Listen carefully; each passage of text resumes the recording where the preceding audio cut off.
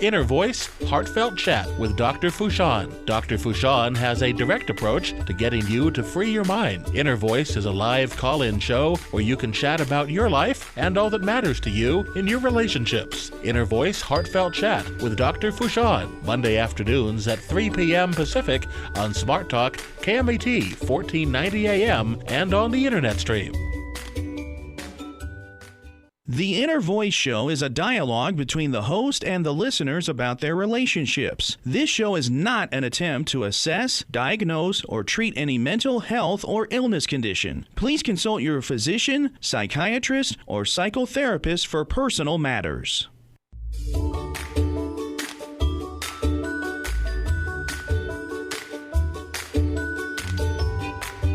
Inner Voice, a heartfelt chat with Dr. Foojan.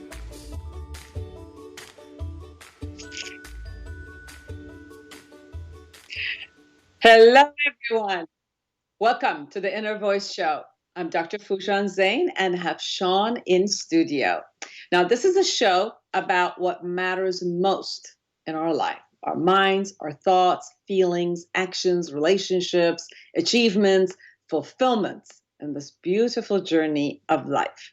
Now, in this show, I'll bring you the latest research about violence, and then we're going to talk to Linda Graham, which she is a psychotherapist and the author of the book Resilience and powerful practices for bouncing back from disappointment, difficulty, and even disaster. How awesome. And we're going to talk to Vida Ghaffari, who is an actress. So we're going to have a great show. You can call us and talk to us or to any of our guests. You can call at 951-922-3532. Don't go anywhere. We'll be right back.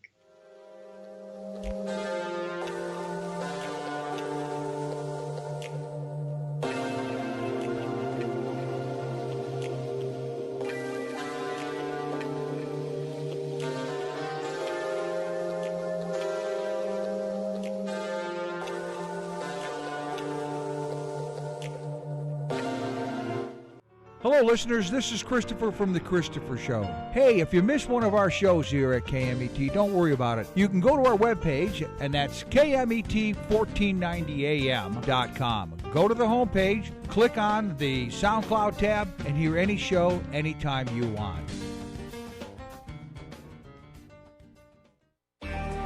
Have you ever wished you could just wake up one day, reach across your nightstand, and hit the life reset button? Let's face it, the struggles and frustrations of everyday life leave millions of women and men around the globe yearning for a new way. And the new way is right here in Life Reset, the awareness integration path to create the life you want by Dr. Foojan Zeine. You can get it now at Foojan.com or Amazon.com.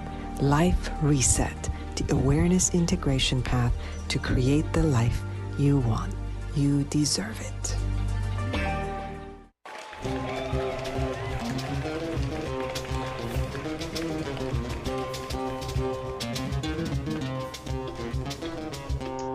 Welcome back, everyone. Talking about the life reset that you just heard, I have created a 12-session that we go through the book for you, and that's a coaching session that I have. Go to my website, Foojan.com. It's close to half price. I've brought it down really great price for you. So anywhere in the world where you are, I'm going to do the coaching with you online. So go to my website, Foojan.com, to learn about how you can get that book with me, working on every single chapter together. A couple of announcements. That was one. The other one is go to www.knightsofthejack.com. You will be so impressed. Knights of the Jack will be more than your traditional Halloween interaction. Yes, it's getting close. Vast grounds of intricately hand-carved and illuminated pumpkins will welcome visitors as they make their way through a half-a-mile trail around the ranch, and will be open to all of the Los Angeles people who are in close to Calabasas or anywhere. You've got to go wherever you guys are. You've got to go. This is the first time in LA that this is there. So they have land of dinosaurs. They have under the sea installation, turtles, sharks, So pumpkins, I'm not kidding, and all lighted up. It's just beautiful. A lot of celebrities there. Matt Damon was there with his family. A lot of the good celebrities are coming in. So if you want to see celebrities and the pumpkins, you've got to go. Knights of the Jack. It's open to public. It's been from October 11th. We'll go all the way through November 4th. Times are 6 p.m. to 11 p.m. Go to knightsofthejack.com and get it. The prices are really good. Tickets are available for like $25, and children under 12 are free. So go for it. I think that you will really, really enjoy it. Everyone that I know that has gone, it's just been amazing. They've really enjoyed it. So let me tell you about the latest research that just came out, and I got it from Science Daily. A study published today in the BMJ Open journal done at McGill University shows that in countries where there is a complete ban on corporal punishment of children, there's less fighting among young people. Now, there was 31% less physical fighting in young men and 42% less physical fighting in young women in countries where corporal punishment was banned in all settings, compared with those where corporal punishment was permitted both at school and at home. In countries where there was a partial ban on corporal punishment, such as Canada, US, and UK, where corporal punishment is not banned at home, for example, spanking or any type of violence is not banned at home, the level of violence in young men was similar to that of the countries with no bans. Can you imagine that? Even partially does not work. So only the countries that completely banned it, whether it was home or at school or anywhere else. So previous studies have shown that in clear relationship between childhood spanking and a host of negative outcomes later on, ranging from aggression to mental health problems. In this case, however, the researchers caution that they see an association, not causality. But I think that it's important from this study, what we can take away is that it's important for all of us to know that if you are violent at home, if the parents are violent, whether verbally, physically, emotionally, that violence is going to get role modeled by that child, and therefore they will show up. Whenever they feel powerless, they're going to use the same methodology to be powerful with the outside world, and that's how violence just continues to go. So if you don't want a violent family, violent society, you need to start from yourself and creating a more peaceful way. Now I have my love button. This is from Dr. Habib Sadeghi, the Love Button Movement. You can go to lovebuttonmovement.org and look at all that they do to create peace and love around the world. So go check that out and create some peace for yourself. And we're going to be right back with Linda Graham, who is an experienced psychotherapist who integrates modern neuroscience, mindfulness practices, and relational psychology in her international trainings on resilience and well-being. She's the author of Resilience and also Bouncing Back, the winner of 2013 Books for a Better Life Award. Visit her on lindagrahammft.net. We'll be right back with her.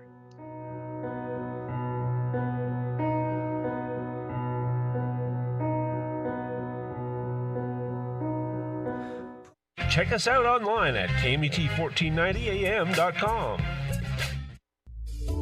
Join the conversation every Monday afternoon at 3 p.m. Pacific for Inner Voice Heartfelt Chat with Dr. Foojan. Dr. Foojan has a direct approach to getting you to free your mind. Inner Voice is a live call-in show where you can chat about your life and all that matters to you in your relationships. Inner Voice Heartfelt Chat with Dr. Foojan, Monday afternoons at 3 p.m. Pacific on Smart Talk, KMET 1490 AM, and on the Internet stream. Hello, listeners. This is Christopher from The Christopher Show. Hey, if you missed one of our shows here at KMET, don't worry about it. You can go to our webpage, and that's KMET1490am.com. Go to the homepage, click on the SoundCloud tab, and hear any show anytime you want. Dr. Foojan Zeine is a psychotherapist, a marriage and family therapist, and a life coach with more than 27 years of experience. She is the author of the Awareness Integration Model, which has been researched and published in numerous international journals. Dr. Foojan has offices in Beverly Hills, Irvine, and Woodland Hills, California, and also consults online and by telephone. Make an appointment with her today by calling 818-648-2140 or go online to www.foojan.com. That's www.foojan.com. Hello, listeners. This is Christopher from The Christopher Show. Hey, if you missed one of our shows here at KMET, don't worry about it. You can go to our webpage, and that's KMET1490am.com. Go to the homepage, click on the SoundCloud tab, and hear any show anytime you want.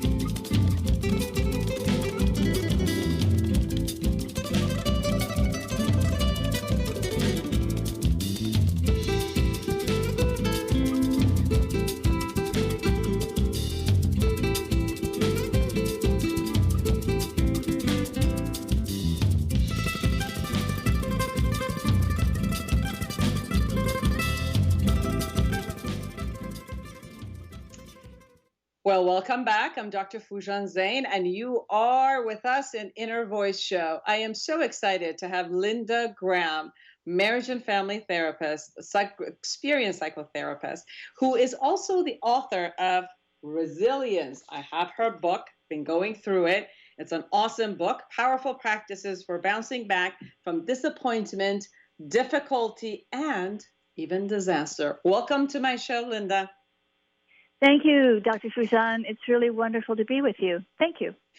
I've already told our audience who you are a little bit. Now, Linda, let's talk about resilience. Let's first talk about, what do you mean by resilience? I think people have different ideas about resilience, and they think that maybe resilience is something that it's either innately there or not, or they just can't, they can have resilience up to a point, but not enough.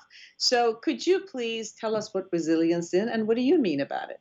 Okay, so what I mean about resilience is our innate capacities to cope with adversity, with challenges and crises. And those qualities are innate in our being because they're innate in our brain. So we know that resilience has traditionally been thought of as our capacity to cope with external stressors, and the severity of the external distressors might determine our resilience. So in other words, it's going to be different if we're coping with a fender bender than if we're coping with a car accident where we caused an injury to a car accident where we cause the death of a child. So certainly the severity of the external stresses is a factor. So is the strength of our external resources. Can we call on family? Can we call on friends? Can we call on finances and medical help?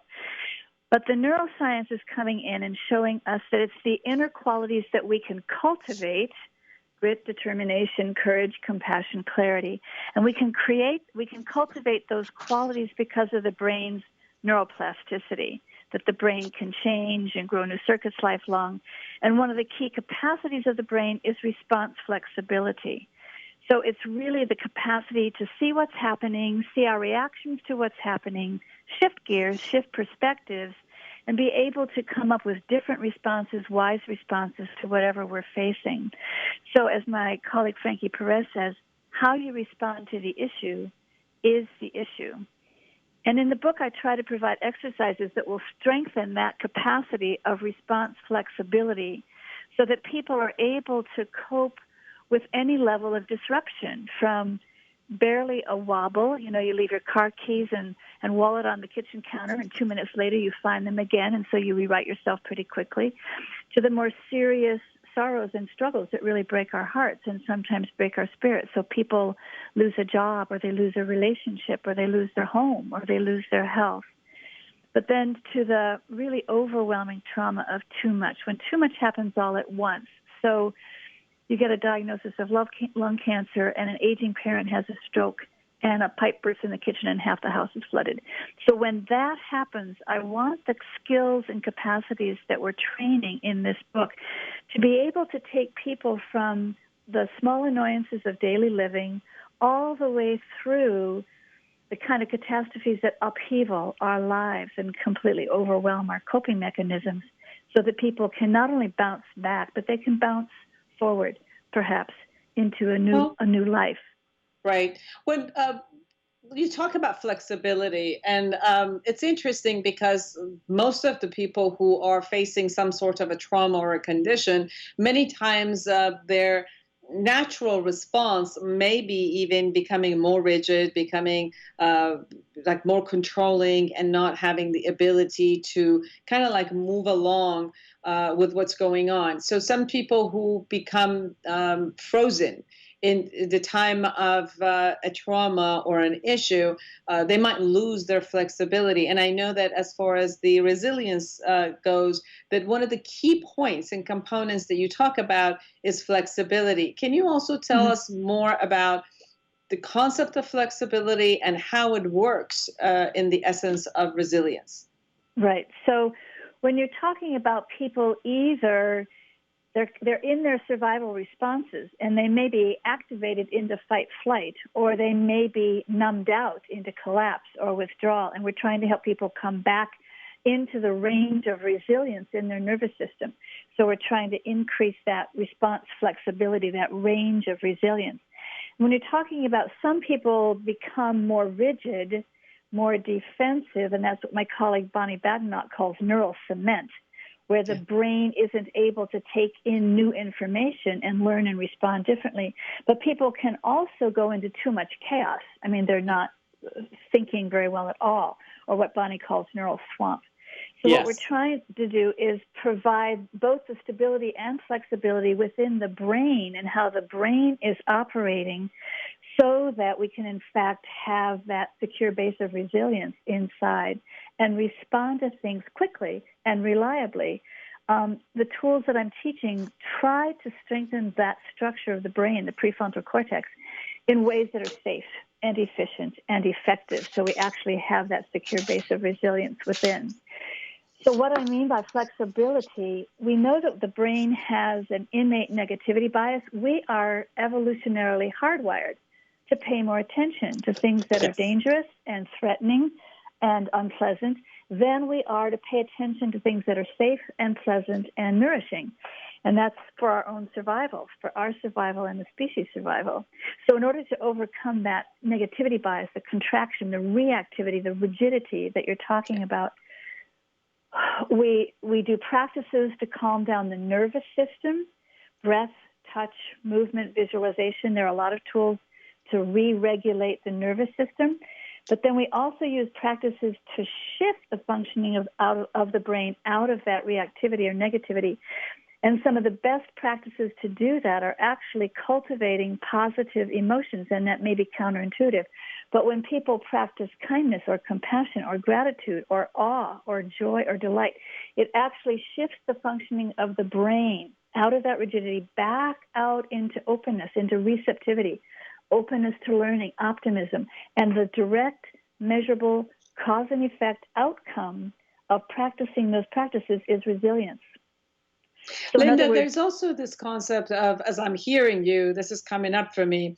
I've been through a lot of trauma. I work with a lot of clients who have trauma. And there's two sets also of how we handle trauma and anything that shows up. I think one is handling it at that moment, the way it happens.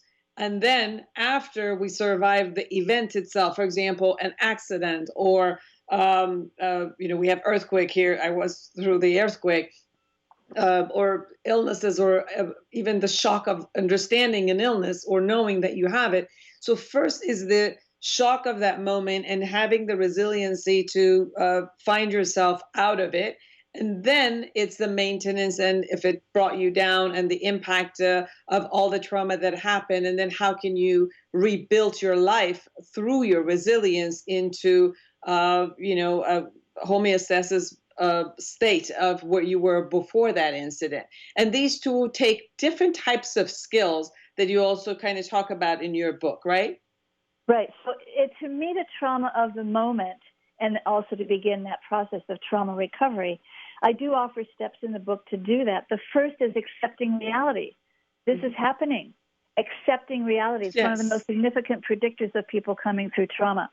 And then it's to pull in people as resources, people as refuges where we have a safe place to be, we're protected, and as resources that can help us actually reactivate and find our courage again. Something that's counterintuitive, again, is to find the positive, even in the midst of a catastrophe. If there's an earthquake, if there's a flood, if you're standing around waiting for the police to arrive with a car accident, to be able to focus on a warm cup of coffee, the smile from a friend, or the hug of somebody, being able to just enjoy being alive. To bring in the positive, even in the midst of catastrophe, helps reset the nervous system so that you can respond more skillfully, more adaptively. Over the long haul, I do encourage people to build these skills and strengthen these capacities ahead of time, to pre-wire the brain, so that we're less likely to go into stress and trauma when something happens. And so one of the key tools that I teach people to do that is hand on the heart. It's very simple, very basic, and calm down a panic attack in less than a minute. But when you put your hand on your heart and you breathe deeply into your heart center, and you breathe a sense of ease and goodness into your heart center, and then you remember, you're doing this ahead of time, you're practicing this ahead of time, you remember one moment when you felt safe and loved and cherished with another human being or with a pet, and you get that feeling of feeling safe and loved and cherished, and you let that wash through your body. That is activating the release of oxytocin, which is the brain's hormone of calm and connect, safety and trust. It is the brain's direct and immediate antidote to the stress hormone cortisol. So when you have oxytocin flowing in your system, you're much more likely to come back into the range of resilience. The researchers have found if you cultivate that practice enough ahead of time, you can even preempt the stress response. You can preempt the trauma response. Something is happening and your body doesn't go into that stress or trauma response. So I really encourage people to practice these tools ahead of time, rewire the old responses that we have that may not work so well anymore, and be more prepared to do the accepting, the reaching out for people as resources, the cultivating the positive, and then, of course, finding the lessons, finding the meaning of whatever is happening, which is one of the biggest tools people have for coming through trauma. So when you said that, to put my hand on my heart, I did, and it does. It feels like a connection that happens, and then the deep breathing and bringing the somatic concept of connecting with our body and allowing ourselves to calm our body. I think it's an amazing concept. So first, when we're facing any issue that brings up our fright response, flight or fright response, the connecting with our body, letting ourselves know that I'm here, it's okay, I can calm myself down. And I think that you're very accurate about when we do this as exercises every day, then we find the most effective way that we actually can calm ourselves down. I remember at one point I thought if I just keep telling myself I'm calm, I'm calm, I'm calm is effective. But when I did biofeedback, I saw that the amount of calmness that actually I got by just virtue of, that mantra was minimal in comparison to when I closed my eyes and I actually imagined myself in a safe place, in a beautiful place, and I connected by caressing my arms and putting my hand on my heart, and I saw how much different that immediately calmed me down and my body down. So if people do this as some sort of an exercise, which is consistent for them, that when they go into a space of fear or trauma or something happening to them, that they know how to handle their body.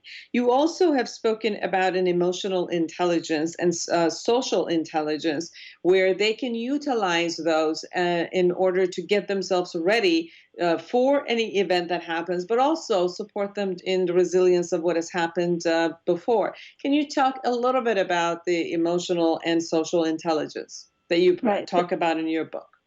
Right. So I'm appreciating what you're saying about being able to connect the body and the mind so that we can be more resilient.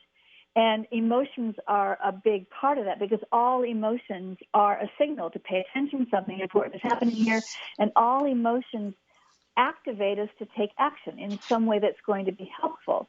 So if there's anger, we're moved to protect ourselves from danger, protect the people we love. If we're frightened, we'll move away from danger or toxicity or people who are dangerous or toxic. If we're sad, we'll pull people in for comfort and support. So one of the best ways I've found to work with emotions is the mindful self-compassion practice that was developed by Christopher Germer and Kristen Neff, where you simply put your hand on your heart, take a moment to say, oh, this is hard, this is scary, I'm having trouble here, and then begin to say the phrases, may I be kind to myself, which automatically breaks that it interrupts the survival responses. May I accept this moment exactly as it is? May I accept myself exactly as I am? May I give myself all the compassion and courageous action that I need?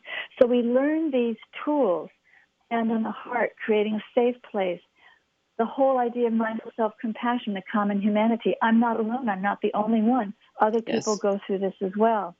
So we're using all of these tools to bring a kind of equanimity, equilibrium to the body-brain so that we can, think. The higher brain comes back online and we're able to shift perspectives and think what we should do.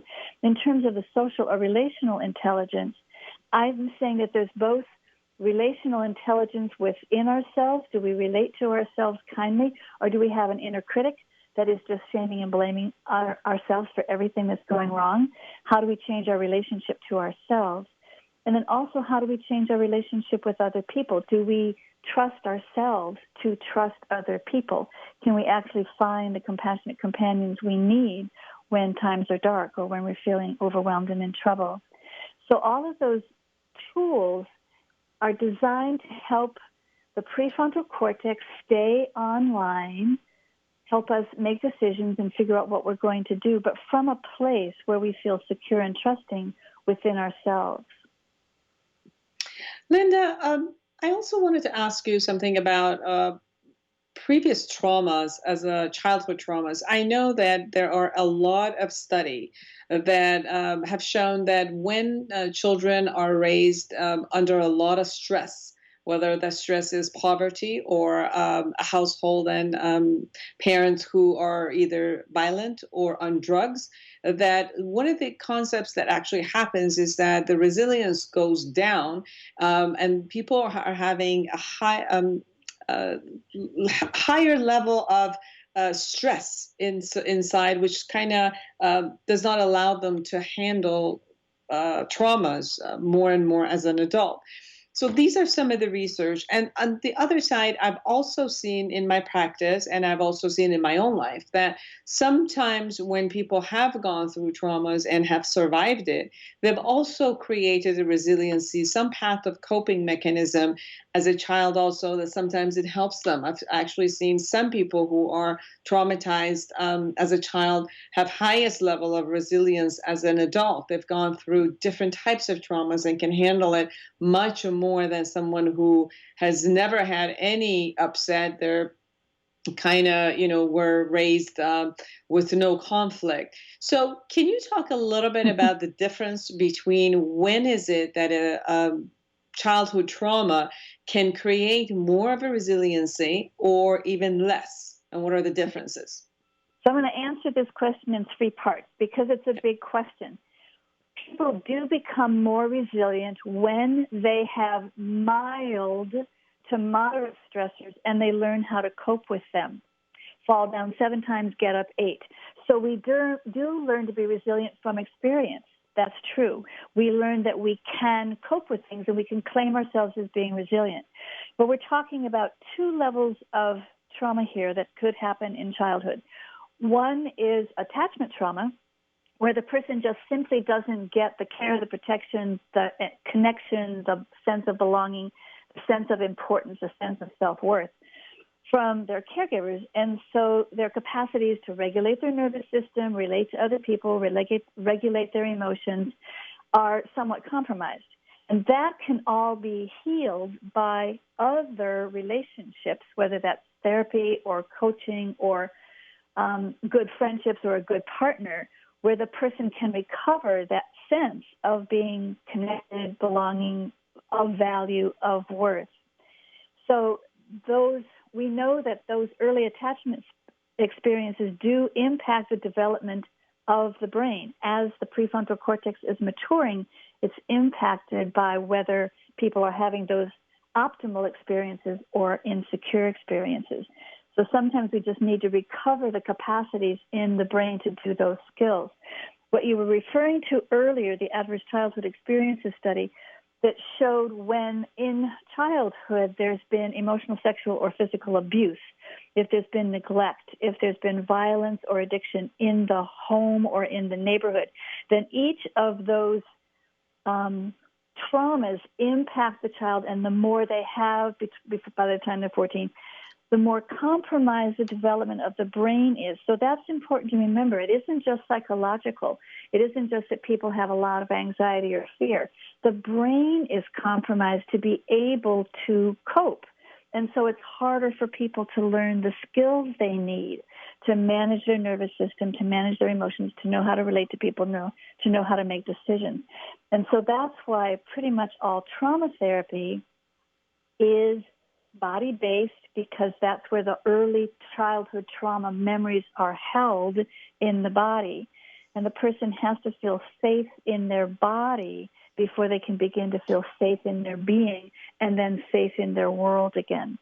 So that kind of childhood trauma therapy can be extensive. Obviously, it can sometimes be verbal, but more and more nonverbal techniques are being brought into it, which is why the breath, the touch, the movement that I'm talking about is so essential.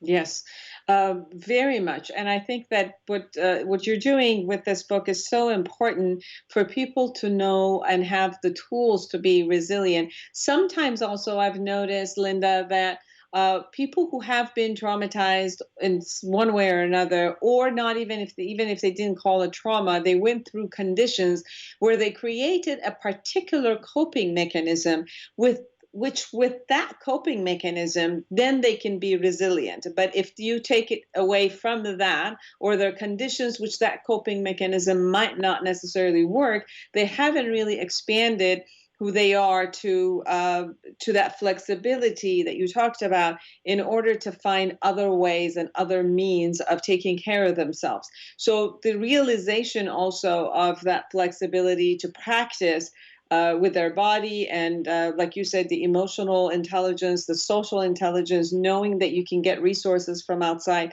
learning new ways of handling life. I know that in one aspect you said in your book that shit happens and a shift also can happen. And I remember somebody else said shit happens and, can we make fertilizers out of it? Can we actually take on what happens and learn from it and make ourselves more stronger at every moment based on the experiences that we have and learn from those experiences? Because if we survived it, obviously we did something, and whatever we did, if we identify it, we learn from it, then that's ours. Those tools are all ours for the future happenings, whatever it happens. So you're pointing to, we need more than one tool in the toolbox. That's part of the response flexibility and the resilience, is to have more than one tool in the toolbox. And so that would bring me to the reflective intelligence, the capacities of mindfulness, to notice what our tools are, what our skills are. Are they working or are they not working? What could new options or new possibilities be? So the mindfulness allows us to see how we already experience, how we already respond to things, and open us up to new possibilities as well. So all of these tools, body-based, emotion-based, relational-based, require a component of conscious awareness, so that the learning actually goes into the brain. It actually gets encoded in our neural circuitry. Yes, absolutely. So for everyone who's listening or watching us on KMET TV, please go to Linda Graham's website, which is lindagrahammft.net. MFT is Marriage and Family Therapist. So Linda Graham, Graham, MFT.net. And definitely buy her book, Resilience, Powerful Practices for Bouncing Back from Disappointment, Difficulty, and even Disaster. You can probably also get this on Amazon and other places, but go to her website, lindagrahammft.net, and you can also work with her. Linda, where are you? What location are you? I'm in the San Francisco Bay Area. Oh, great. So whomever's listening to us, you can also go to her in her San Francisco office. It was a pleasure to have you. I'm sorry, due to internet issues, we couldn't have your beautiful face. But we do have your beautiful face of the picture with us and the picture of the book. So people who are watching us, they can see your picture and the book. So thank you for being with us. And hopefully with the new books that are coming out, we'll have you back on the show. Okay. Thank you. Thank you very, very much. Take good care of yourself, and everyone, will be right back with Vida Ghaffari. Don't go anywhere.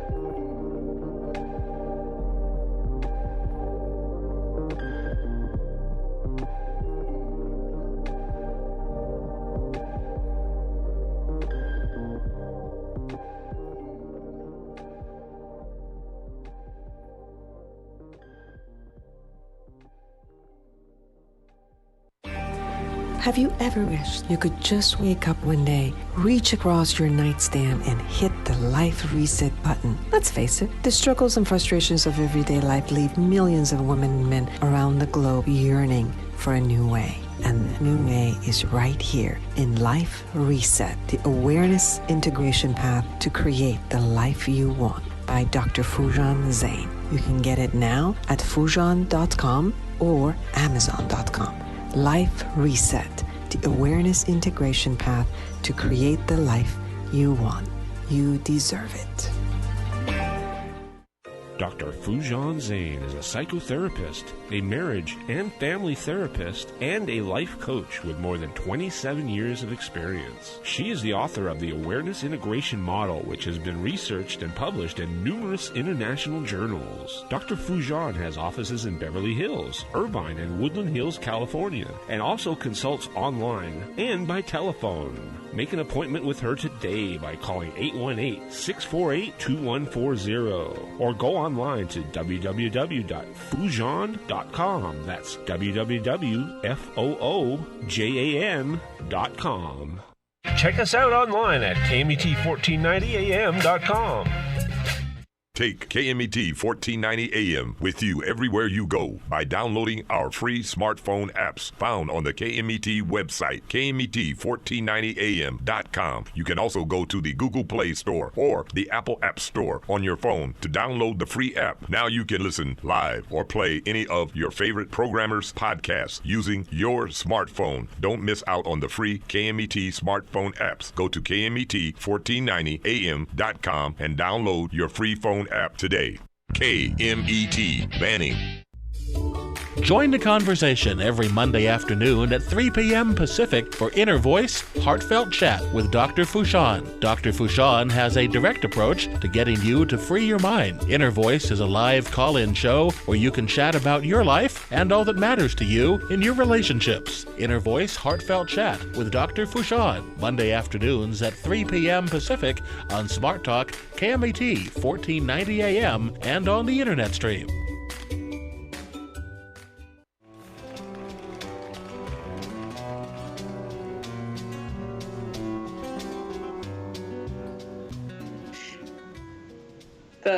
Welcome back, Ed. The beautiful guitar that you are listening to is Ardeshir Farah and Strauss, and you can go to farahandstrauss.com and listen to their amazing work of art with flamingo, and they're just amazing. But guess what? I am so excited to have Vida Ghaffari right here. You can see her. Hi, Vida. Hi, good afternoon, Doctor. It's such an honor and pleasure to be guesting on your amazing show. Oh, it's so nice to have you. Now, let me tell people who you are. I'm sure they know you, but I want to tell them anyway. So Vida has been active on the Tinseltown scene as an award-winning actress and voiceover artist. This acting powerhouse, this acting powerhouse, Vida, is best known for her appearances on television comedies, Mind of Mencia on Comedy Central, Jimmy Kimmel Live on ABC, and The Mindy Project, formerly on Fox. Now, she was most recently featured in Variety for her new movie, multi-award-winning filmmaker Harley Wallen's Abeyance. Abeyance, did I say it right? Abeyance. Abeyance. What does that mean? You know, I Googled it. It's very interesting, but I think I have to Google it again. Especially because I'm talking to a doctor here, so I don't know. I think I give an elementary version. I like the way you pronounce it more, though, personally, but hey. I do too, actually, but we can't chop up the word. We'll just come up with whatever we want. Who cares? Yeah. Anyway. Abeyance, according to Dr. Foojan Zeine. I like that a lot more. Yes, we'll just make up our own word. Yeah. She also co-stars alongside Scott Taylor Compton, Richard Tyson, Billy Wirth, Mel Novak, and Jan Birch. These projects cap off a number of successes for the versatile starlet. You just wrapped up a supporting role in Nation's Fire opposite two-time Oscar nominee Bruce Stern, Emmy winner Jill Bellows, and Lawrence Landon, and UFC champion Chuck Liddell. Her other film, the much buzzed about Holly Terror, opposite Novak and Christine DeBelle. She's gotten local and national and international press from this project and was billed as the Persian Linda Blair from her work in this role. My God, Vida, you are busy, girl. What's up? What are you up to now? Oh, doctor, just trying to work it. It's been a great summer ever since, the gift of being cast in Abeyance, and you interviewed the fabulous Harley Wallen, and you did such a good job. So, I owe many thanks to him, and I keep telling him and the others on that film that working with Jan and Richard and all the other actors and being directed by him was like a life-affirming experience. And after that, it just opened a lot of doors. I think being in Variety really helps. I feel like my advice to young actors is get listed in Variety or The Hollywood Reporter, because then the phones will be ringing off the hook. So it's been a flurry of meetings, auditions on camera for voiceover, direct offers, knock on wood to the wall, and once in a blue moon. So it's been a wild ride, and I shot 2 other feature films since then. So it's just been an exciting time for me. So tell us about the 2 that you just shot, and when can we see them? Sure. Well, I want to plug a little more for Abeyance. Abeyance is sci-fi. I can't really reveal much, but it's about it's a sci-fi thriller, and it's based on a true story in China where they were going to replace someone's head with someone's body. Mm-hmm. So this film explores, without giving too much away, the ethical reasoning behind people becoming other people. I, for example, am replaced by a very, attractive, hotty-totty blonde woman, but I do it for devious means. So, I go under this disguise, to hide my evil doings. And this film, what I really like about it is it could have just been a scary film, but Harley really explores the psychological and moral complications of things. So I thought that was very interesting, especially in this day and age of the internet and social media and, hiding behind the internet and, social media bullies and all this stuff that's going on in our world today. So I think it's a very timely subject. And so that's Abeyance. And then also it was great working, of course, with Richard Tyson, Jan Birch, Mel Novak, Scout Taylor Compton, Billy Wirth, the lovely Katie Wallen. So it was a wonderful cast. My other film that I shot recently was another guest that you had, the fabulous Dustin Ferguson. Mm-hmm. I just shot Runaway Nightmare, and it's based on those 80s, without giving again too much away, those 80s after school specials. It's got a Halloween kind of twist, so it'll probably be released on Halloween. And it's about this girl who's a runaway, just like in an ABC school special. I don't know if your listeners grew up watching them, but there's always a redeeming quality at the end. But this is a Dustin Ferguson horror film, so who knows if there's a redeeming quality. But when you turn on the TV and there's a commercial, I'm one of the fake commercials in the movie, and it's a period piece, and it's the 1980s. So I have a cameo role in this film, but what I really enjoyed was I went through all my mom saves everything, all her 1980s clothes, all her 1980s jewelry. I went to the CVS. I stocked up on Wet n Wild cosmetics, I guess was big in the 80s. I got blue eyeshadow. I got pink gloss lipstick, just getting into the persona and the character. And I'm this crazy lady, this desperate woman who calls a psychic hotline. I was originally supposed to be a psychic, but the commercials where you call into the psychic hotline are much better because there's a tint of desperation. Yes. That was, yes. That was Runaway Nightmare, and the lead actress in the film is a lovely Donna Lee Heising, is a very well-known cult horror scream queen, and I've worked with Donna before on Dustin's other films, and also just in my travails in Hollywood. She's a really renowned actress. She was also a model. She was one of the first Miss Chinatowns in Los Angeles. So she's a very renowned, noted actress. So it was great to work with Donna as well. And I also shot another film called The Untimely Demise of Miranda Vale, yet another horror movie. And I'm a young mom, and I have a very troubled daughter who's not troubled, but she gets possessed. So in Holy Terror, I say that I was possessed. Now in this movie, my child is possessed. So I get to explore possessions from multiple, multitudes perspectives. Yes. So that was really interesting to film, and just a wonderful cast. And by the way, our prop guy was half Persian. And a real character. I can't think of his name, but was he also possessed?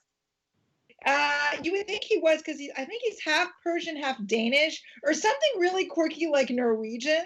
And I thought, the name was really Persian. I have to think of the name. But when I went on set, I was expecting this really Iduni looking guy. And there was a guy wearing because we're shooting, I guess, the 80s are really in. And this really wasn't a period piece, this one, but what was this kid's name? He's wearing a t-shirt that said VHS Forever. And I was like, God, I was thinking that would be a great t-shirt for Dustin. But definitely. The kid's name was, the art director is Bijan. God, Bijan, what is your name? Anyways, Bijan, he's an artiste. He's a total artiste, and he has art openings in New York. Beautiful. Vida, I know that you're also a comedian, right? A bit, I'm more of an improviser and sketch comic. I was actually having this conversation with an actor friend of mine. I tried stand up. I find stand up to be very challenging. It's very challenging for women and it's very challenging for minorities. So for women and minorities, it's doubly challenging. So I tip my hat off to, other comics comics that are female and of course, different minorities, especially Middle Eastern, because it can't be easy. There's some great Middle Eastern comics out there, but I'm sure there's a lot of, if you will, machismo in the room. So, I'm more of an improviser and sketch comedy person. I studied at UCB Upright Citizen Brigade. It was started by Amy Poehler and a bunch of others. She was on SNL. So that's more my shtick, as they say. Who do you have to become when you're doing the comedy improv versus who you are at all of these latest thriller movies that are really like horror movies, some of them? Who do you have to be? Which Vida do you have to pull up, and which one it feels like it, is showing up on each role? It's interesting you say that. I feel like in comedy, it's based on oneself, especially in improv, because you're on the spot. And I used to be a journalist, so the improv was very handy. But I find that in character-based work, like you have to be the character. It's all about, Meisner, Stanislavski, all the great coaches. You have to like presume the life of the character. So, it's a lot of character work and a lot of research. And, I think for me, one goes through different things as a character actor. And lately it's been the young mom thing, which I think is very interesting because I don't have any children, but it was practicing. But it was a delight because, I would go home and not worry about my non-child. So that was nice. But, it's just a multitude of characters and it's whatever I feel. I find that like I started out in comedy, so I really enjoy comedy. But a lot of these horror movies, there's a comedic element to it. Like in Runaway Nightmare, my bit at least was comedic. And I'm also doing another film with Dustin Ferguson called Robo Woman. And I joke that I used to do, for the updated version of RoboCop, there was like a revamped version. I did the voiceover for that. So it's funny, I did the voiceover for RoboCop, but now I'm going to have a role for Robo Woman. And once again, it stars it's a great cast, the amazing Donna Lee Heising, Brink Stevens, who's another scream queen from Slumber Party Massacre, Mel Novak, who's incredible from Bruce Lee's Game of Death. Just a great, great cast. God, so many others. Sue Price, she was in the original Nemesis 2 through 5, and that's a sci-fi franchise. Just a lot of great actors. Gregory Blair, Peter Stickles, just a wonderful, wonderful cast. Aki Aliong, who's a renowned Asian American actor, probably one of the first Asian Americans on Broadway. So it's an honor to be working with these great people. Now, for everybody who's listening, if you want to listen to our show with Dustin, just go back to my website, Foojan.com, and go back to there's a YouTube channel. It's also, we have it on the archives and on my podcast, all of those. So go listen to the show we had with Dustin, and that you'll hear all about what he's done.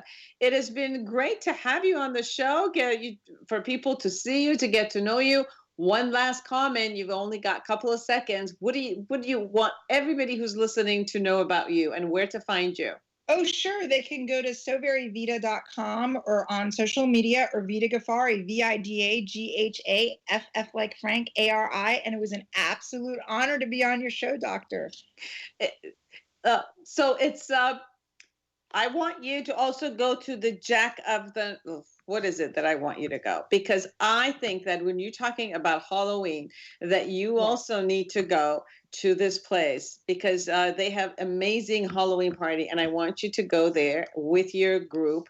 And it's called the Jack of the Night. Okay. Ooh. Jack of the Night. It's a Halloween. It's in Calabasas, and it's in King Gillette Ranch in Calabasas. That's where it is. And they have a lot of the celebrities who are coming there. Matt Damon was there with his family. A lot of great celebrities were there. Go to nightsofthejack.com, nightsofthejack.com.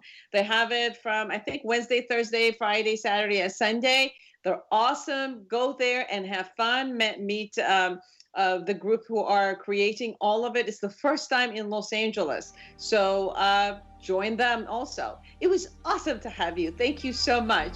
And for all of you who are listening and watching us, create an amazing week for yourself and everyone. Until next show, bye-bye.